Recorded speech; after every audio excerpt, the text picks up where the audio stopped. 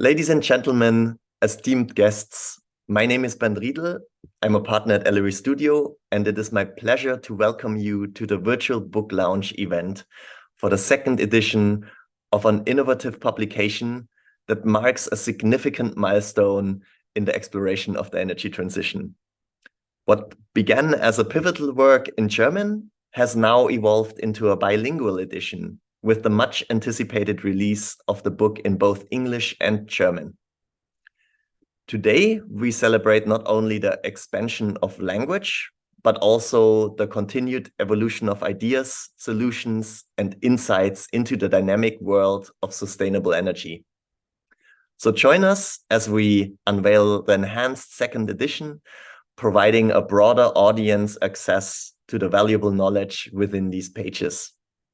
So without further ado, let's embark on a journey of discovery and discussion, exploring the exciting developments and the profound perspectives offered in the second edition of Strom, Netz, Fluss, or now the English title, Sun, Wind and Wires. The first edition of Strom, Netz, Fluss was made possible by the Federal Ministry of Economic Affairs and Climate Action of Germany and WindNODE, a collaborative project that ran from 2017 to 2021, in which over 70 partners worked on model solutions for a 100% renewable, intelligent energy system of the future. The second revised edition came into life through the initiative of RGI, the Renewables Grid Initiative, a unique collaboration of NGOs and TSOs from across Europe, and of course, through the support of 50 Hertz, one of the 4 transmission system operators for electricity in Germany. It's my pleasure to now introduce our digital panelists. They were all instrumental in the creation of both the content and the design of the book and can tell us more about the vision behind this project. First off, Viktoria Vogt. She worked as a research associate in the Energy Law Department at the Institute for Climate Protection, Energy and Mobility, in short ICEM, where she specialized in legal issues related to the energy transition, sector coupling and offshore energy. And most recently, she joined our friends at Enertrag. Next is Stefanie Bethia. She's a program manager at the Renewables Grid Initiative, where she oversees communications and events-related activities and is heavily involved in policy work and in efforts to encourage public participation in electricity grids. Then Markus Grebig. He works in corporate development at 50 Hertz and was previously the project director of WindNODE. He was also the main driving force behind this book and assembled our amazing team of authors. Then Professor Dr. Ingo Uhlig. He conducts research at the University of Halle and at the Institute for Climate Protection, Energy and Mobility. He explores the cultural and narrative dimensions of the energy transition. And last but not least, my colleague Andreas Lohner, who is Ellery Studio's infographic editor, and he has a background in design, in visual journalism, and in map making. And he led the design team for this second edition. Now, I have prepared a few questions for our author panel, but I invite you all to post any questions you might have into the chat. There will be a Q&A session at the end of this panel discussion where we will then address those questions. So first off, to get started, I have a question for Markus. What's so special about this book? Yeah, thank you, Bernd. And well, allow me to say a few words about how this idea of Sun, Wind and Wires was born. It actually goes back to the year 2017 when Bernd and I were sitting together at a nice dinner and talking about how we perceive energy and energy transition. And our impression was that energy often comes across a bit heavy as an industry that threatens the climate or as engineering systems that appear a bit nerdy. And we basically said we want to change that narrative. We want to tell a different story about energy and energy transition. A story that conveys the passion of those energy professionals who keep the lights on 24/7. maybe a story of those who are applying all their creativity to move and transition towards 100% renewables in our grids. And definitely a story that shares the excitement and the potential that lies in such a transition.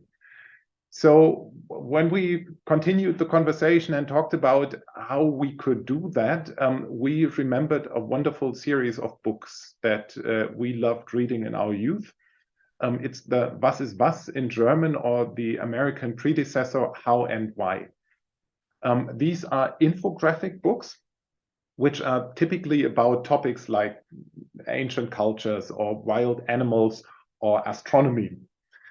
So we basically decided to make a How and Why book for adults, something like the moon landing moment of the energy transition. And with that idea in mind, we teamed up with a great group of energy experts together with infographic artists and started working on that book, by the way, just before Corona kicked in. So we just had that initial moment of sitting together, you know, before we had to go back into our social distancing and work on the details on our own. So we created a book, which then finally was launched in 2021 for the first time, which basically consists of two main sections. And in the first section of the book, we are trying to describe the status quo of our electricity supply system as it works and as it is nowadays.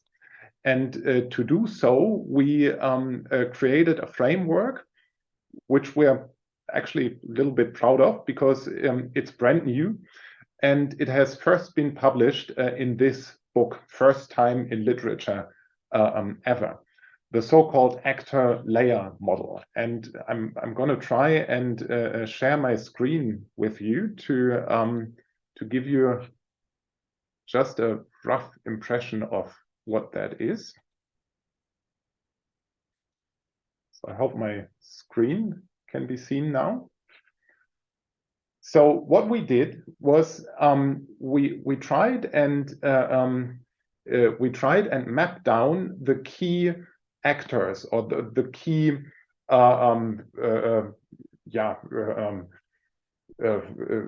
stakeholders, the key persons in the energy system.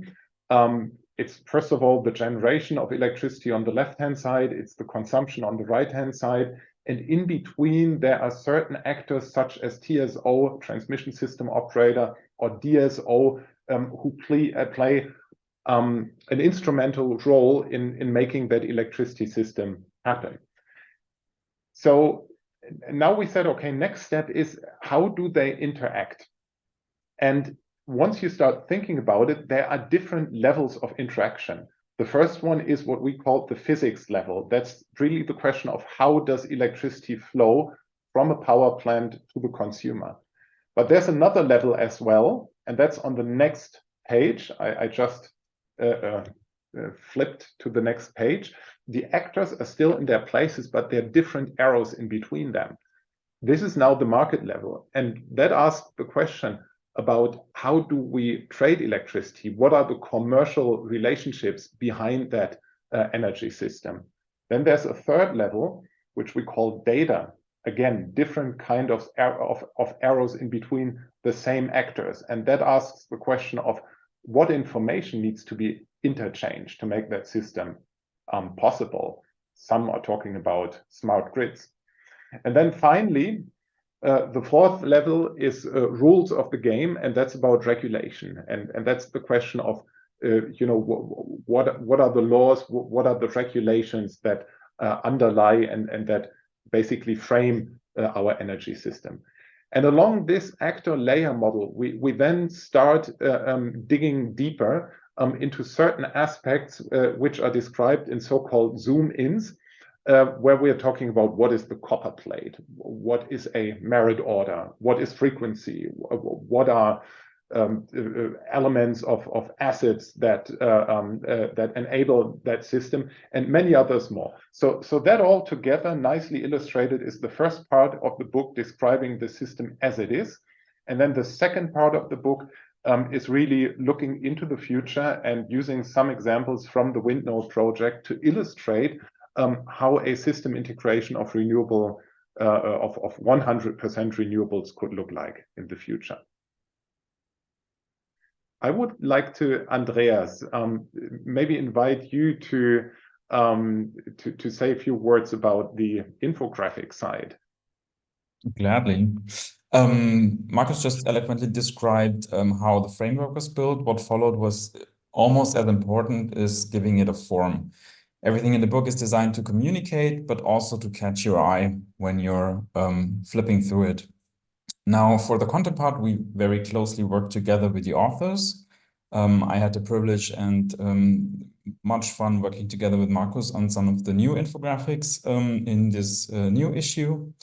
And that's really like the ideal design process for an infographic job if you have access to the person who has already deeply thought about all these things.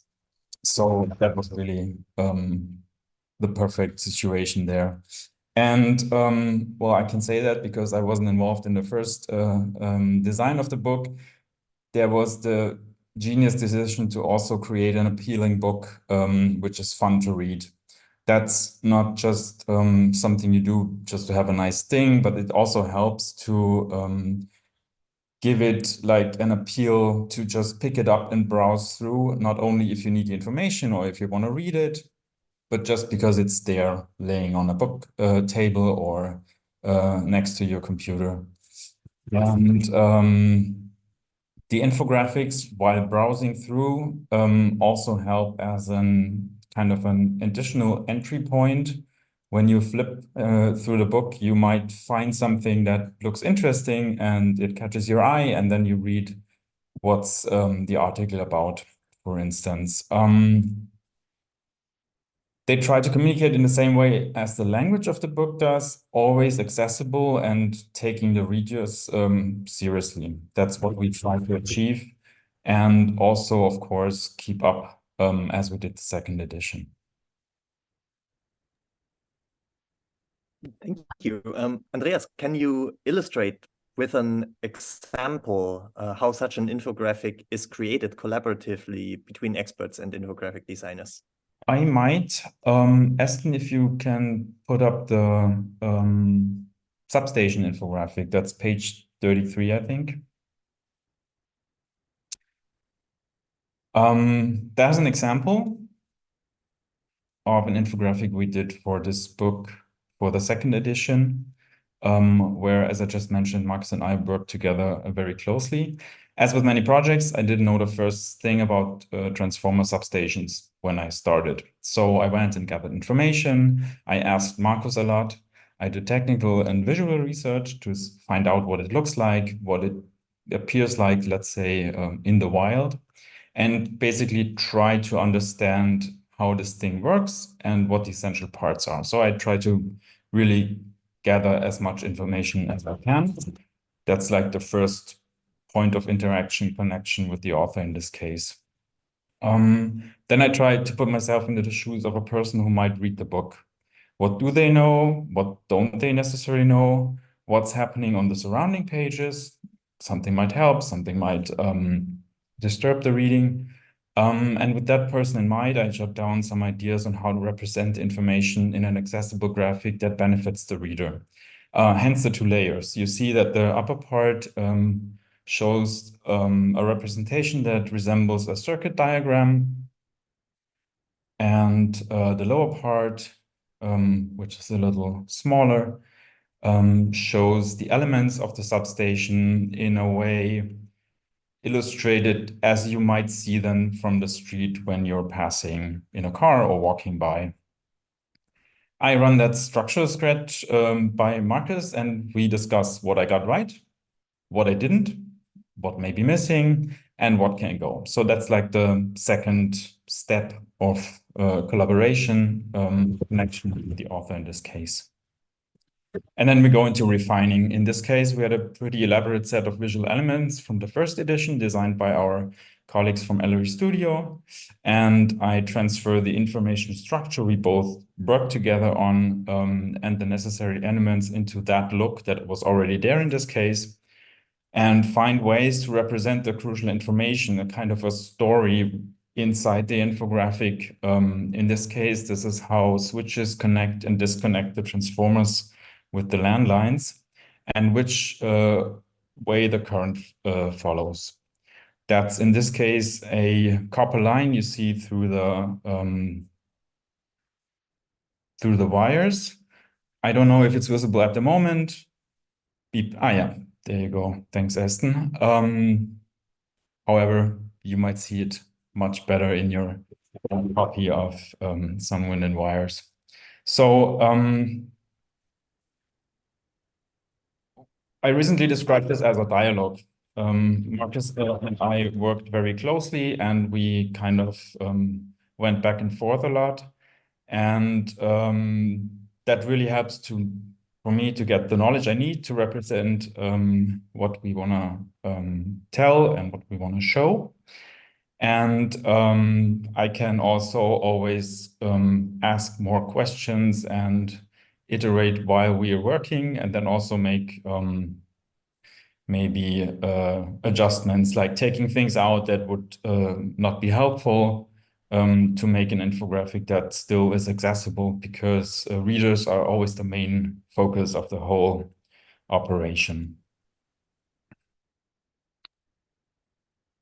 That You helped. mentioned, great, thank you. You mentioned the readers of the operation. Maybe I pass that on as a question directly to Ingo. Can you tell us, who is this book for? What kind of audience is this book for? Yeah, thank you, Bernd.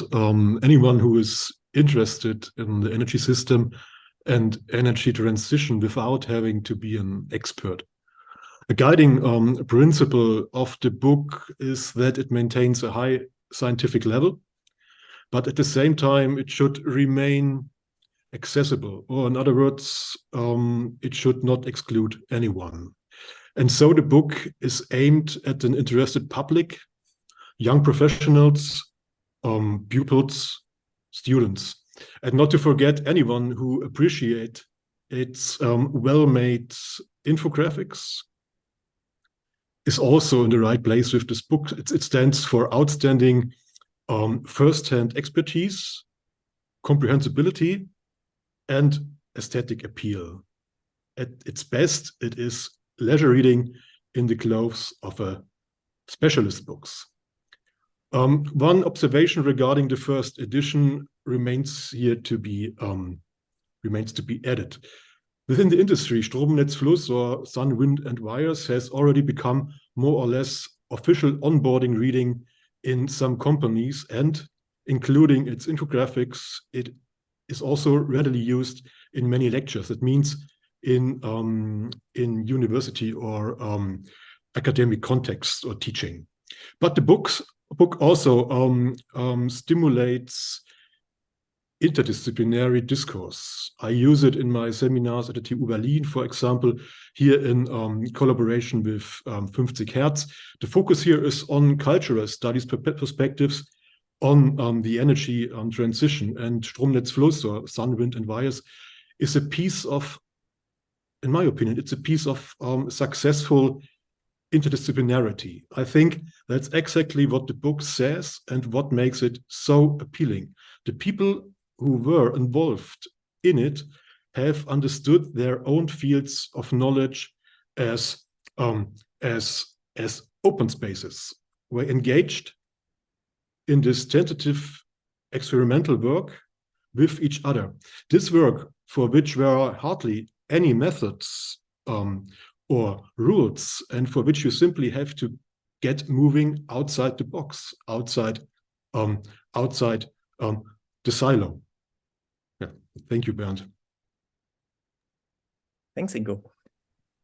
Stephanie, I have a question for you. Now that the book is also available in English, how did it come about, and for whom did we write it that way? Yes, thanks a lot, Bernd. I actually joined the first German book launch and thought, oh, this is great. We've been waiting for something exactly like this, a book about energy and grids that is made with so much passion and attention to detail and depth of information. So after the launch, I got in touch with the authors, many of whom you see here, and designers, and said, oh, this is great. Have you ever thought about publishing this in English as well? And the immediate answer was, yes, actually, we would love to do that. So we started talking more and more, and over many calls and individual working sessions, came closer and closer to the English version becoming a reality. So I'm very, very happy that we can share it with all of you today. And it's amazing that that it's now here, because I hope that it will be a valuable asset in my working context as well. As you heard from Bernd earlier, I work at the Renewables Grid Initiative, or short RGI. And part of what we do at RGI is to try and make the need for new energy infrastructure in the context of the energy transition as understandable as possible. We have a membership of European transmission system operators and environmental and climate NGOs. And especially our TSO members always tell us how difficult it can be to explain the need for a new line, a specific grid project, to those who might be affected by it. And when trying to explain how the energy system functions and why a specific timeline might be needed, it's always difficult to find exactly the right language and the right level of depth. And of course, having beautiful and highly informative and highly understandable infographics is a cherry on top of that. And it's so needed to bring this type of information across in a way that really leads to deep understanding. Our observation is that there's actually a gaping hole in most school curriculums when it comes to energy education. And of course, one book cannot fill this gap. But it's a very good start, I find. And yeah, our hope is really that it reaches those people who are looking for easy access to energy information and an understanding just of how electricity flows from A to B. And you heard this already quite a bit today, but yeah, Sun, Wind and Wires like really explains broad concepts and ideas and how they interrelate, and in my opinion, beautifully. And often explaining something like this is actually really, really complicated. So the book breaks these complicated concepts down, and it uses, as you may know, Germany as an example to show how these complex concepts are being implemented, and yeah, thereby making often very abstract ideas much more tangible for many of us. Very obviously, Germany was picked as the example because the first edition was written in German and was created in a German context. But since the underlying concepts are the same almost everywhere, the content of the book is actually very easily transferable to other countries and contexts. So in this context, it made a lot of sense to think about an English version. And there might, of course, be slight differences, like in an example that I would like to show you. Give me 1 second to share my screen. Where do I have it here? Okay, you should now see on screen the an example page from the book that shows our transmission pylons page, or one of the pages that deals with transmission pylons. And the example that you see here is one of the most ubiquitous pylons that you would come across in Germany. In another area in Europe, they might look, or in the world, actually, it's not European. I think it could have global appeal, actually, this English version. So somewhere else, they might look slightly different, but the major components will still be the same, and the learning will still be there. Or when you look at a different example, one second here. So what you see here,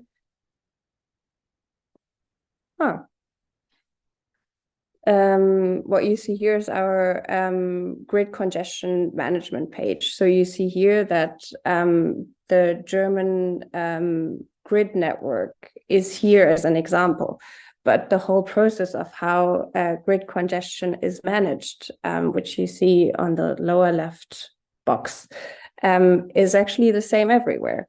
So even though there are always very specific examples of the German context picked out in the book and looked into deeper, it still works to understand the energy system as a whole, no matter where you are. Yeah, and in addition, you've also heard this from Markus earlier, Sun, Wind and Wires features a lot of best practices on system flexibility, on sector coupling, digital approaches, and bringing society along. So everything that the WindNODE project worked on. And again, even though those are mostly anchored in Germany, they're just examples that hopefully inspire and show the range of possibilities we have to make the energy transition as successful as we can, whether we're inside or outside of Germany. So I'm very convinced actually that with the English version, this book will also work for international audiences. Yeah, so, and as Ingo said, we hope that it will reach everyone who wants to learn more about energy and grids, as well as anyone who wants to dive deeper into the German energy system specifically. Thank you, Stephanie. Now, in addition to being available in English, let's take a look at what's new in the second edition. So I have a question for you, Victoria. You have revised the regulatory section. A lot has changed in the recent years. That's also why it was a good opportunity to revise the content. Can you briefly tell us where this is reflected in the book? Thank you, Bernd. Yeah, as a lawyer, I had the pleasure of revising some of the regulatory chapters. And we are overall experiencing quite a regulatory transition at the moment, both on a national level and in the EU. And I think one of the most prominent examples of regulatory change reflected in the book is the abolition of the EEG surcharge, the EEG surcharge, EEG-Umlage. Yeah, this is especially visible when we take a look at our electricity bills.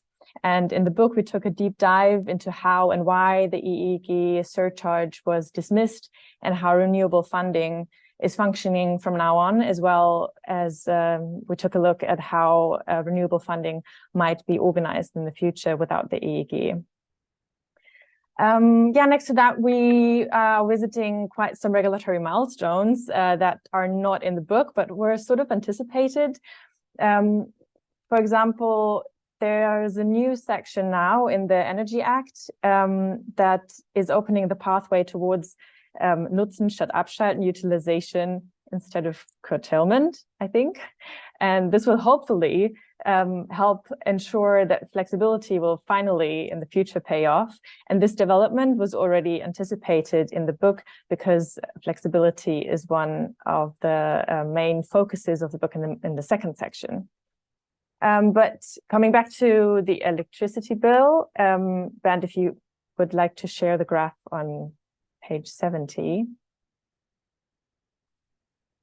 Or Eston, I don't know who does the sharing, who's in charge. What is the electricity bill? Oh, yes, no problem.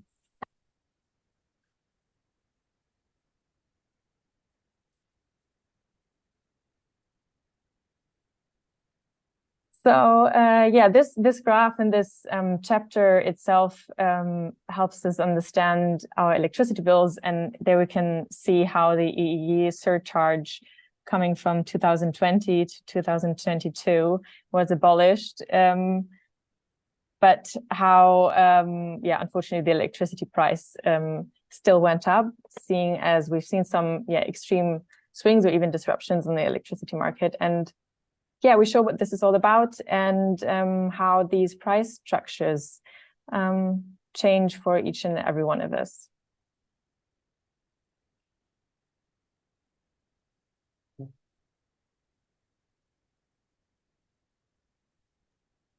Great, thank you. Stephanie, I have another question for you. Now, even with a view to the European context, the scope of the book has expanded. Can you tell us a little bit about that? Yes, for sure. Exactly, Ben. It has expanded, and we now have a European chapter as well. In it, we look at network development planning on a European level and all the institutions, rules, and other factors involved in this. So it's quite similar in this sense to the actor layer model that Markus showed you at the beginning. It's definitely not as intricate as has been done for Germany, but it sort of is an answer to the question, how does the playing field change and how do the rules change when we zoom out of Germany? In this context, we're also looking at the structure of grid operation in Europe and European energy policy. And to show you a bit more of what the chapter looks like, I've brought you the two main infographics that we have in this chapter. And let me start with this one. For example, here you can see that there's quite a bit of European influence with regard to any EU member states grid planning. This is based on the aim to build a stable network for all Europeans, but also to not build more than we collectively need to. So it's actually how on a European level do different institutions exchange on grid planning and what are different rules that play into this. And you can see, for example, that there is a process via which the EU selects so-called projects of common or mutual interest on a regular basis to accelerate and support those grid connections that are collectively most needed. On the second graphic, here you see a map of Europe. And you see some of the biggest differences in grid operation across Europe. So we thought this was also important to highlight what is actually different from what we describe for Germany in this book. So for example, Germany is the only EU country with more than one TSO. You heard it earlier today that in Germany we have 4 TSOs, 4 transmission system operators. And you can also see here by the different coloration of the country that about half of the EU member states have one main distribution system operator. So these are the lower level grids. So one main DSO that caters to the majority of the country's population. And on the other hand, only 4 countries, so Germany, Austria, Belgium, and Sweden, have a dominant share of small local DSOs, with Germany actually being the one that has by far the largest number in the EU and easily exceeds 800, and all the other countries are somewhere in between. There are other aspects that are highlighted in this infographic with regard to this and in the European chapter overall. But yeah, I just wanted to give you a small taste of the type of information that you can find in our new European pages. Thank you, Stephanie. Markus, what else is new in the book in the second edition? Yeah, a couple of things, but maybe it's worth also highlighting the things which aren't new. And one of them is the great commitment of all those people who contributed. And I would really like to take that opportunity to thank the institutions and the individuals who made this possible. And, you know, given that this is really a pro bono project, none of us makes any money with that, right? All the authors, everybody contributed absolutely free of charge. This, by the way, is also the reason why we are making this book available for free download for everybody in German and English, because it's really the passion of those who contributed to share their insights and their commitment to the energy transition. And given that the WindNODE project is over, which provided sort of an umbrella under which we could work on the first edition, I was really impressed that we even gained new authors who were willing to contribute to this second edition. We gained new institutions who supported us. So really great thank you to everybody who made that possible.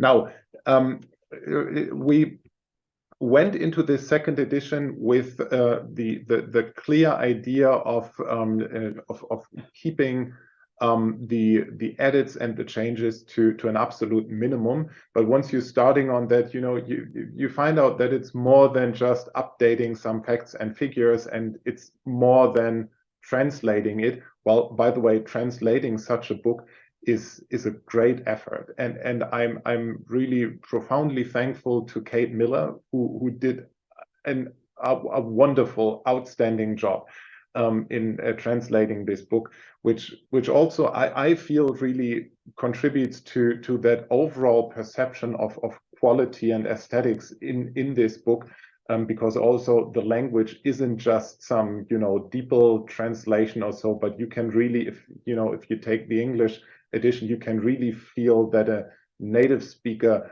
put lots of creativity and lots of linguistic feeling into that to really make it a great piece of linguistic art as well. So besides these facts of updating and translating it, and regulation, as Victoria pointed out, was obviously a big thing. There was almost like a Zeitenwende, a new era also in regulation over the last 2 years. I just want to point out one or two further examples. One of those is hydrogen, because most of you are probably aware that the hydrogen industry is booming as one of the elements of integrating volatile renewables into our energy system. So this is certainly one of the exciting updates that we try to shed some light on what's happening in the hydrogen industry. I just want to share one infographic with you, which really I love a lot because I haven't seen anything similar anywhere else.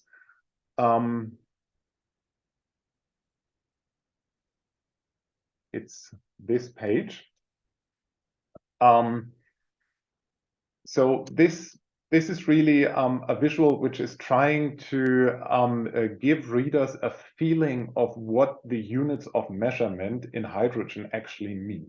Because those of us who have been active in the industry for a while, we do have a feeling about basic units like kilowatt or kilowatt hour. What does that mean? What can you do with 1 kilowatt hour? By the way, there are nice visuals in this book which also make that tangible. What is 1 kilowatt hour? But while there are people who do have that feeling of what is 1 kilowatt hour, most people are absolutely lacking any sense, any feeling of what is 1 kilogram of hydrogen. What does it mean to operate a 100 megawatt electrolyzer on the grid? And that's really what we try to illustrate in this visual here. I won't go into the details, but just some fun facts that you can learn if you dive deeper and discover this infographic. By the way, in the 50 Hertz grid area alone, we are currently looking at grid applications of 10 gigawatt of electrolyzers by the end of this decade. 10 gigawatt is 10,000 megawatts, so 100 times the 100 megawatts we are seeing here. So we try to illustrate what is 100 megawatt. What does it mean to operate a 100 megawatt electrolyzer? Which inputs, which outputs? And one of the fun facts that I really remembered is here this little number 32. So it takes 32 Olympic-sized swimming pools And the content of these pools, the water of these 32 pools, is chemically split up into hydrogen and oxygen over the course of 1 year. And on the output side, that leads to around about 9,000 tons of hydrogen, which is 0.2% of what we anticipate as an overall need in Germany in the year 2037. So quite impressive orders of magnitude. Another aspect that I wanted to point out is the idea of flexibility. And Victoria mentioned that earlier. Flexibility is one of the key concepts of integrating renewables into our system.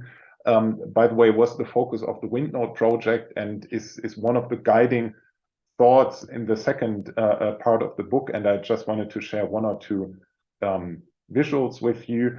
One is the very nice ENERTRAG example of what could be done with, so to speak, excess electricity, which normally would be curtailed, where ENERTRAG developed a very nice approach to utilize that otherwise curtailed energy to heat up a village, basically in a local heating system.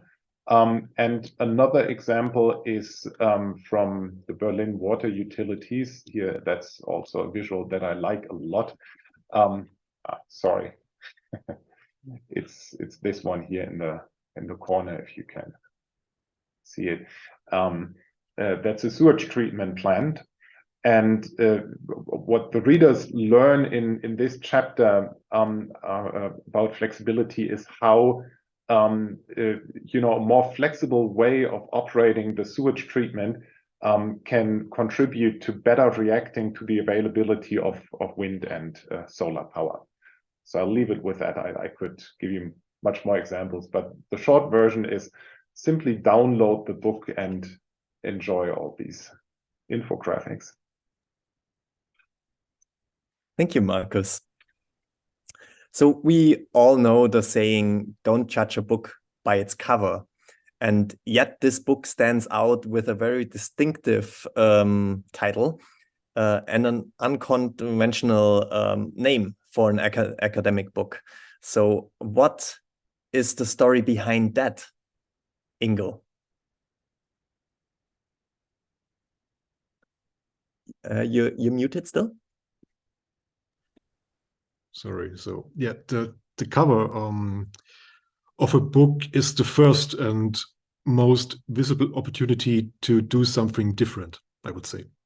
It's about clearly communicating that this book tells a different story about energy and transformation. It's about showing that we understand that this technological shift should be ready for an experiment with new aesthetic and linguistic formats.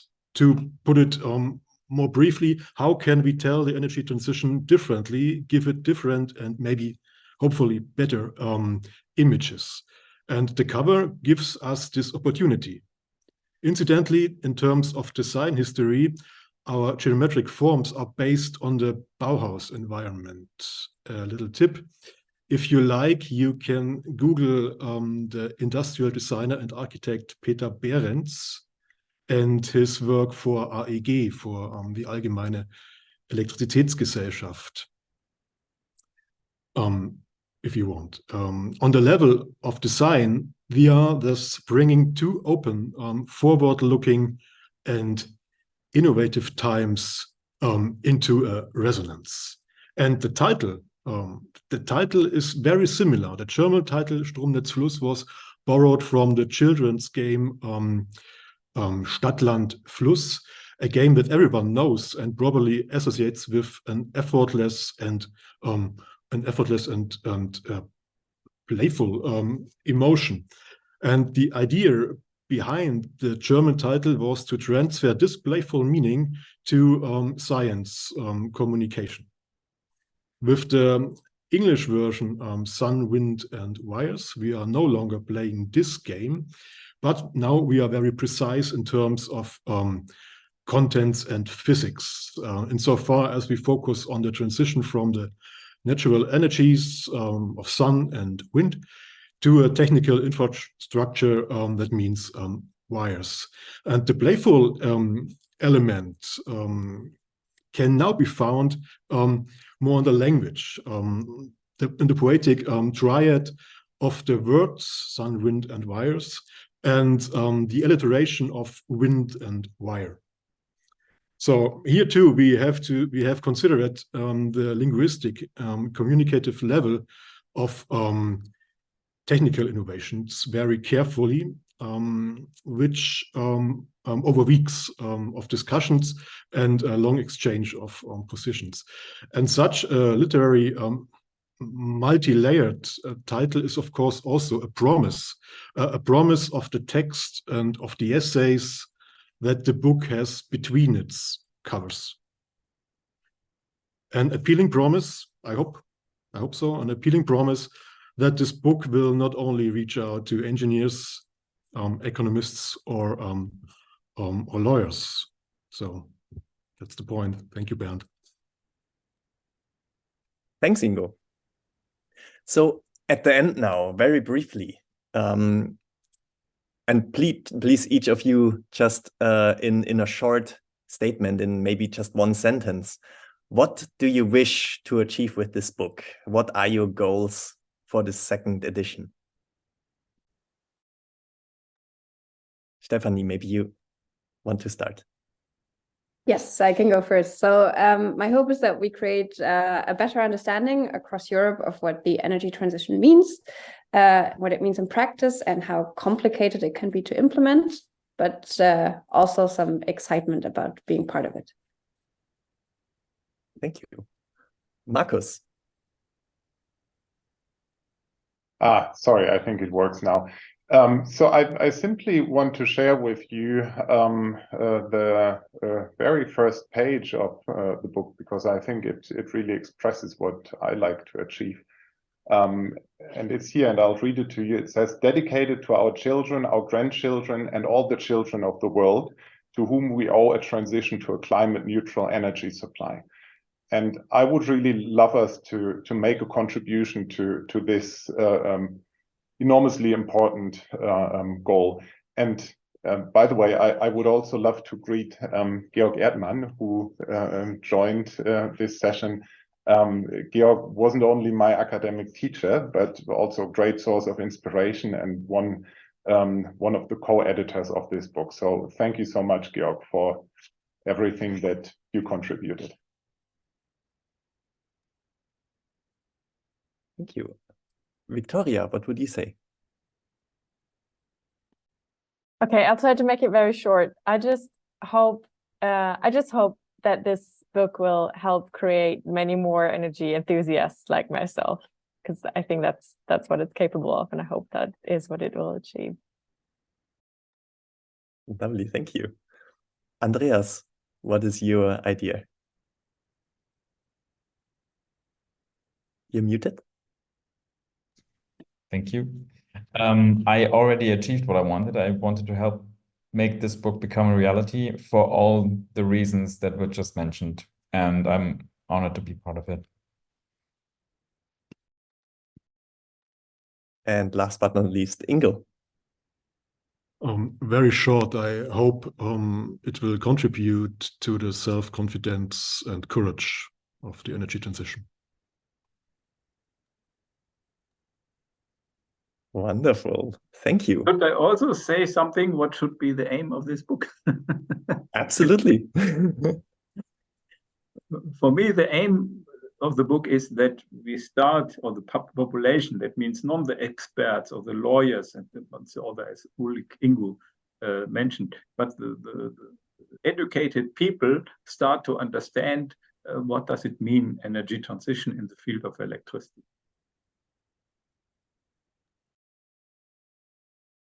Wonderful. Thank you, Georg.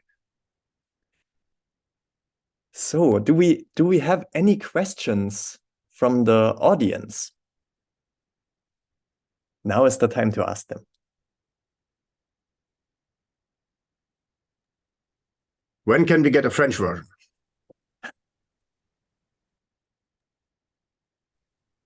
Well, Jan, be careful what you wish for. You might be held responsible to make the translation into French. Oh, ça sera difficile, en fait. Merci beaucoup. You want to have a chapter of nuclear energy? Yes. Annika wants to help with the French translation. So Annika and Jan, you can team up. Yeah, we got this, Jan. Piece of cake. All right. Let's have a croissant and a coffee tomorrow. Ooh, yes, please. You know, every time you finish a book, at least that's my feeling, you make that promise to yourself and also to your family, who get even less of your time during the weekends and evenings. You make that promise of never again. But then again, after a while, you start thinking about the next steps, and so let's see. But so while you are thinking about further questions, I also have a question to the audience. And Bernd, I would just say we give a free copy of a book to the first person who can post here an explanation in the chat about the color scheme of that book. So what is that color and why did we choose it? And the first person who types the right answer into the chat can choose to either get a German or an English hard copy.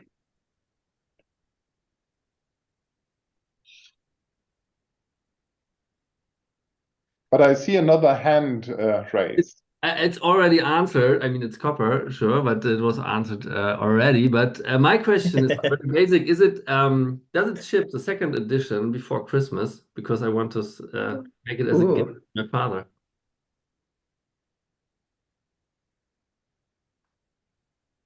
Who wants to answer? Maybe I can answer that because I overheard today. If you're able to order today or tomorrow, that's not a problem. Okay, cool. Thank you. And I like your work. Thank you very much. It's great work. Thank you.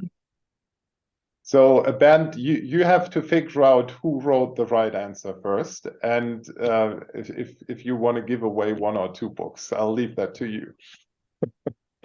Yes, very much so. Yes, of course, it was indeed the copper plate.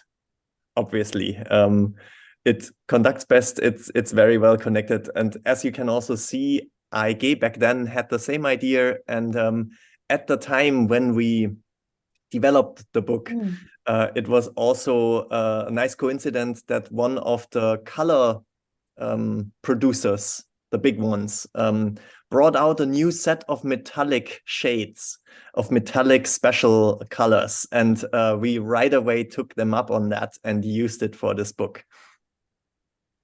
And I mean, holding this book in your hands is really, it's really a special experience, because it is a difference. Just looking at it at a screen of really having this, copper color. And Bernd, I think this is one out of many examples where this new approach really paid off, of having energy professionals and infographic artists working hand in hand. Because this isn't a book which was simply written by academics and then afterwards being illustrated by someone who knows a little bit about PowerPoint or so. But this was really a co-creation, and I think you can feel that in many aspects, and this color scheme is one of those, because, you know, we as energy professionals kept talking about the copper plate concept, which is, many of you will know, is one of the basic design concepts of our energy market in Germany. And then at some point, Bernd said, hey, wait a second, copper plate, there is this new Pantone color. So why don't we make this whole book shine in copper plate? Wonderful.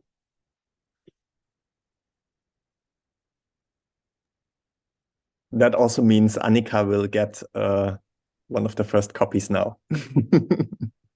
I'm sorry, y'all. I couldn't hold back. I get very excited when there's a competition.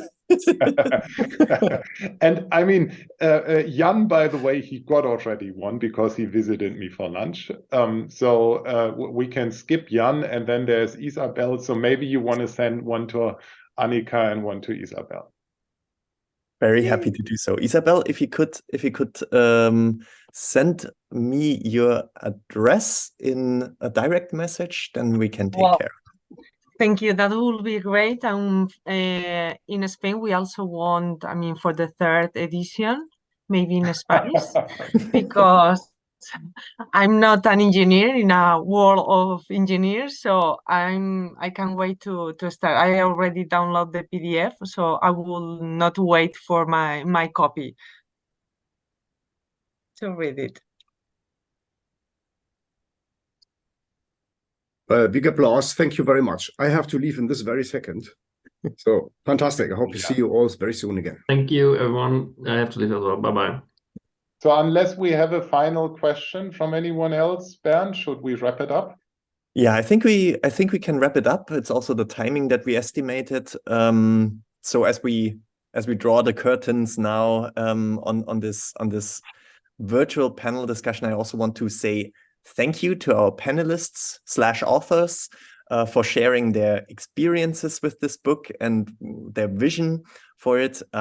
We hope the release of this second edition contributes towards fostering a global dialogue on the pressing issues we face, on bringing the energy transition forward, making it more accessible for people who do not have the professional background and the professional need to expose themselves to this content, and therefore through this book can gain suitable knowledge to join the discourse.